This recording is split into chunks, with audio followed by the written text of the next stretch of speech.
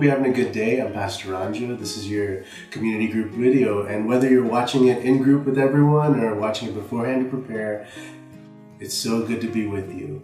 I just want to take a minute and thank all of you who showed up, helped serve, or participated in Ozfest. It was such an incredible event. We had almost 100 people just volunteer, and we reached so many people. You know, somebody came up to one of our volunteers and said, it would cost us so much more to go to a place and do all the things with our family that we're getting to do here for free. Why are you guys doing this? And we just got to share that, well, God loves you. We're just here to serve, and we got to be that witness. That was because of you all. So thank you so much for coming out, for inviting people, and for helping out with the event.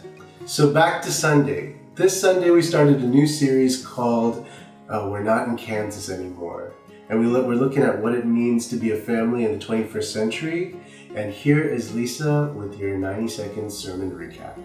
Hey everyone, it's Lisa with your 90-second sermon recap.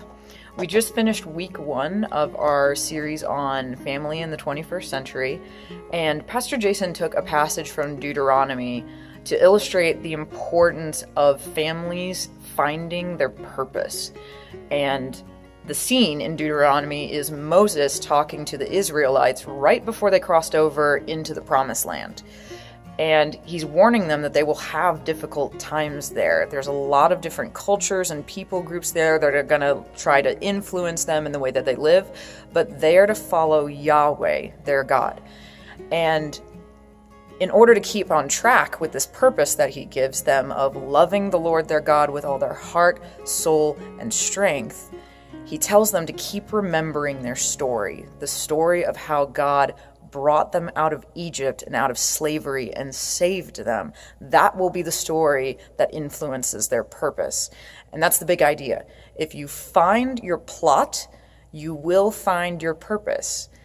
So what is the plot that we're living by? Jesus says that the greatest plot that we could ever live by is his own. But are you being defined by Jesus's plot and his story for your life, or is it by something else? Wow, that was a great job, Lisa. So, your first question for tonight. All this talk about plot made me start thinking about my favorite stories. So your first question is, what's your favorite story? It could be a book or a movie, and why do you like it? Go ahead, take a couple of minutes, 10 minutes max, and share some stories.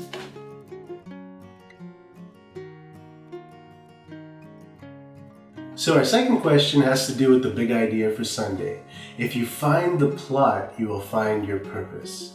Now imagine as you were hearing the sermon or even hearing the sermon recap just now, the Holy Spirit was convicting you about your own life. And so your question for this evening is, as you look back over this last year, what would you say your purpose has been? Or maybe if somebody else was looking at your life and looking at your decisions, what would they say your purpose has been in this last year? Go ahead and share that.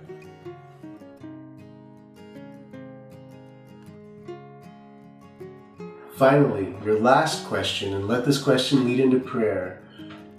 What do you think God's purpose for you is? And this is a specific question to you. We know that our purpose as the church is to glorify God, to share his love with the world, to extend his kingdom.